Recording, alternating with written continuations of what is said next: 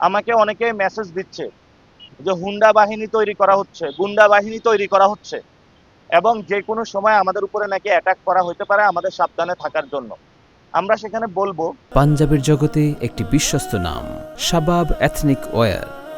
এই হাতুড়ি বাহিনী এগুলো আমরা দেখে ফেলেছি।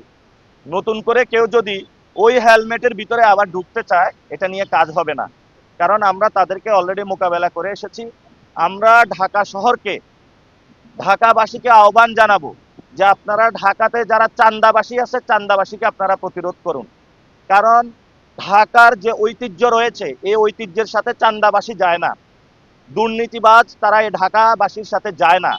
এবং এই ঢাকাবাসীর যে বিভিন্ন জায়গায় সমস্যা রয়েছে, ঢাকাতে অনেকে এসে চাকরি করে, স্কুলে বাচ্চা ভর্তি করায়, বাচ্চা ভর্তি করাতে গেলে বলে যে তোমার বাচ্চা কি অমুক এমপির সাথে রিলেটেড আছে, অমুক এমপির কল লাগবে, অমুক সচিবের কল লাগবে। ওনার বাচ্চা হলো পড়াশোনা করে বাসায়, তাহলে তো সারাদিন এমপি মন্ত্রীদের পিছনে হলো শোডাউন দিবে। এই জন্য বিভিন্ন স্কুলের যারা প্রধান শিক্ষক রয়েছেন, গভর্নিং বডিতে যারা রয়েছেন, আমরা আপনাদেরকে আহ্বান জানাবো, দেশের যারা ভবিষ্যৎ, আমাদের শিক্ষিত জনগোষ্ঠী যারা হবে, বাচ্চা সন্তানদের ভবিষ্যৎ নষ্ট করবেন না।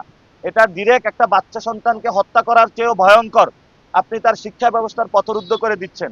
এবং আপনারা জানেন, আপনি যদি অসুস্থ হন, ঢাকা শহরের একটা ভালো হসপিটালে যাইতে পারবেন না, গেলে আপনার কাছে টাকা চাওয়া হবে এবং সেই টাকা আপনার পকেটে নাই। আপনি ঢাকা মেডিকেলে যাবেন, প্রথমে নাকটা বন্ধ করে যেতে হবে, ওইখানে বৃষ্টি, ময়লা, ওয়াশরুমগুলো অব্যবস্থাপনা, ডাক্তার পাওয়া যায় না, নার্স পাওয়া যায় না, দিলেও দুইটা নাপা ট্যাবলেট দিয়ে ধরায় যায়। এই হলো আমাদের স্বাস্থ্য ব্যবস্থা।